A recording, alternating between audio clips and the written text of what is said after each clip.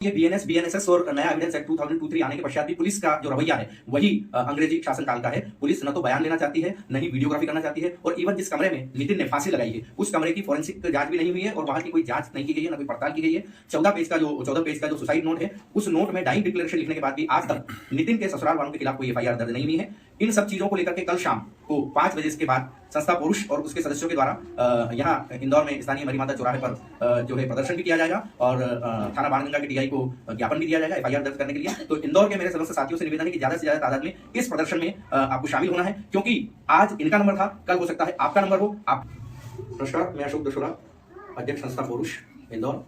आज मैं, प्रदीप और शैलेश जो नितिन पाडियार हैं जिन्होंने कि अपने ससुराल वालों से तारीफ होकर के आत्महत्या की है, 14 पेजेस का डाइंग डिक्लेरेशन सुसाइड नोट लिखा है, और आज घटना को तीसरा दिन है लेकिन अभी तक इनकी एफआईआर भी दर्ज नहीं हुई है। तो संस्था की तरफ से हम 3-4 लोग यहाँ पर मिलने के लिए आए हैं। ये मेरे साथ जो बैठे हुए हैं सूरज पाडियार हैं जो कि उनके बड़े भाई हैं।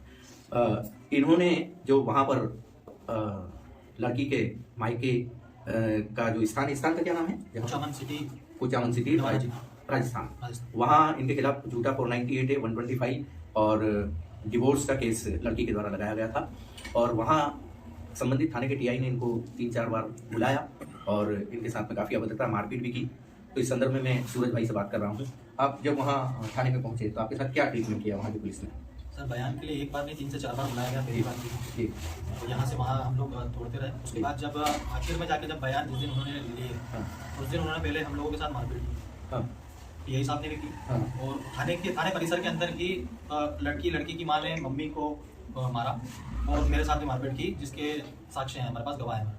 अच्छा, पता चला है कि नितिन को भी बाल पकड़ के टीआई ने मारा? जी, नितिन पेंच लगाता था, हेयर पेंच। अच्छा, तो टीआई साहब ने उसको माँ बहन की गाली बकते हुए उसका सर पकड़ा, बालों का पकड़ा और जोर से खींचा।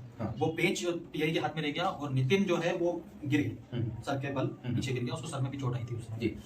वो पेंच अगर उनके हाथ में नहीं आता तो शायद वो और ज्यादा मारते, क्योंकि वो पेंच देख के वो कुछ शौक हो गए थे कि उनको उम्मीद नहीं थी कि बाल नकली होंगे।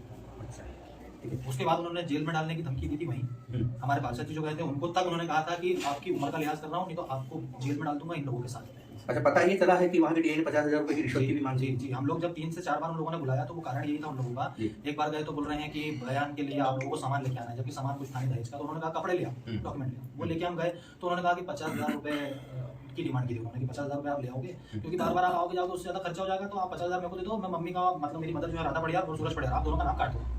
ठीक है, यहाँ आज 3 दिन हो चुके हैं और बाणगंगा के टीआई गुर्जर साहब से आपकी बात भी हो चुकी है, लेकिन अभी तक एफआईआर दर्ज नहीं हुई। जांच की बात की जा रही है। आप लोग मानसिक रूप से अवसादग्रस्त हैं, बहुत परेशान हैं। आपको बार बार कहा जा रहा है कि हम आपके लोकेशन पर किसी को भेजते हैं, लेकिन आज तक भेजा नहीं गया। नहीं, अभी तक कोई नहीं आया है। हम लोग, मैं खुद स्वयं रात को थाने पे जाकर निवेदन करके आया हूँ टीआई साहब से। उन्होंने भी कहा था कि कल मैं आपके यहाँ किसी को भेज देता हूँ, अभी आपके यहाँ सब शोक संतप्त हैं, सब रो रहे हैं, ठीक है।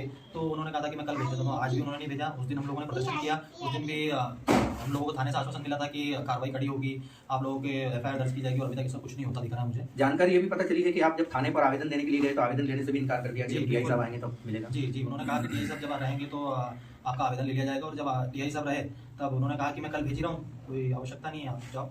इस तरह से आश्वासन दिया। तो मित्रों, ये बीएनएस, बीएनएसएस और नया एविडेंस एक्ट 2023 आने के पश्चात भी पुलिस का जो रवैया है वही अंग्रेजी शासन काल का है। पुलिस न तो बयान लेना चाहती है, न ही वीडियोग्राफी करना चाहती है, और इवन जिस कमरे में नितिन ने फांसी लगाई है उस कमरे की फोरेंसिक जांच भी नहीं हुई है और वहां की कोई जांच नहीं की गई है, न कोई पड़ताल की गई है। 14 पेज का जो सुसाइड नोट है, उस नोट में डाइंग डिक्लेरेशन लिखने के बाद भी आज तक नितिन के ससुराल वालों के खिलाफ कोई एफआईआर दर्ज नहीं हुई है। इन सब चीजों को लेकर के कल शाम को 5 बजे के बाद संस्था पुरुष और उसके सदस्यों के द्वारा यहाँ इंदौर में स्थानीय मरी माता चौराहे पर जो है प्रदर्शन भी किया जाएगा और थाना बाणगंगा के टीआई को ज्ञापन भी दिया जाएगा एफआईआर दर्ज करने के लिए। तो इंदौर के मेरे समस्त साथियों से निवेदन है कि ज्यादा से ज्यादा तादाद में इस प्रदर्शन में आपको शामिल होना है, क्योंकि आज इनका नंबर था, कल हो सकता है आपका नंबर हो, आपके बेटे का नंबर हो, आपके भांजे का नंबर हो, आपके भतीजे का नंबर हो, आपके भाई का नंबर हो। क्योंकि ये कहा गया है कि जलते घर को देखने वालों, फूस का छप्पर आपका है, आग के पीछे तेज हवा है, आगे मुकद्दर आपका है, मेरे कत्ल पर आप भी चुप थे, मेरा नंबर अब आया है, मेरे कत्ल पर आप भी चुप हैं, अगला नंबर आपका है। तो दोस्तों याद रखें, अगला नंबर आपका, आपके भाई का, आपके भतीजे का, आपके बेटे का न हो। इसलिए नितिन की इस शहादत में ज्यादा से ज्यादा शिरकत करें, शामिल हो। कल शाम को 5 बजे यहाँ मरी माता चौराहे पर इकट्ठा हो। नमस्कार, धन्यवाद, जय हिंद, जय भारत।